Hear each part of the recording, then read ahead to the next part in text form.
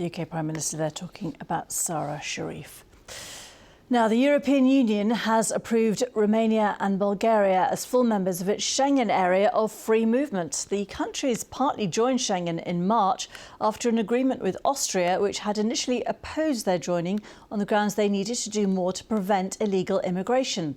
The deal has been years in the making. Romania and Bulgaria joined the EU in 2007 and have been trying to enter Schengen for more than 10 years. Their full entry to the zone would leave Ireland and Cyprus as the only EU countries outside it. There are currently 29 countries in the Schengen area, which allows 400 million people to move freely between them. Our correspondent Nick Thorpe is on the border between Hungary and Romania for us. Behind me, this is normally very busy. People wait for hours, especially in the summer months, but even today in December, there's been a long people waiting. Sometimes the trucks sounding their horns in impatience. That doesn't seem to make any impact, of course. So it's a huge physical, people will save hours of their lives waiting at these borders, but also psychologically for Romania and Bulgaria, it means they finally feel they're full members of the EU. They've finally been welcomed into the club, even though they joined in 2007. And what did they have to do to unblock the vetoes? Yeah, this has been a long negotiation.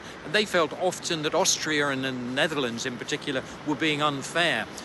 The argument from Austria was that last year 70,000 people entered Austria illegally, having crossed countries like Bulgaria, Romania and Hungary on the way.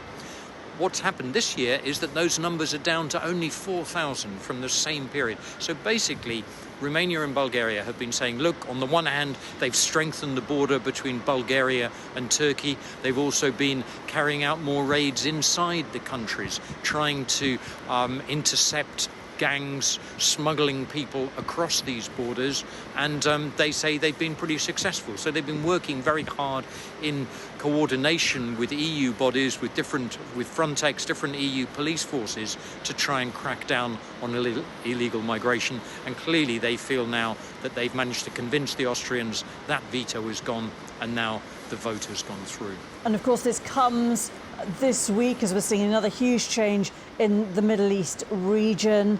Turkey, obviously a key route for people who have come into Europe in the past. What is the sense of predictions that we're getting in terms of movements of people now that Bulgaria and Romania will be fully part of the Schengen area? Well, before these dramatic events in Syria, I think the Turkish government had been putting increasing pressure on Syrians to go back to Syria even before these political changes. And at that time, Syrians who felt they couldn't go home, it was unsafe to go to Syria, might then have been trying to reach Europe. And so we were expecting here in the Balkans and Eastern Europe an increase of people. But hopefully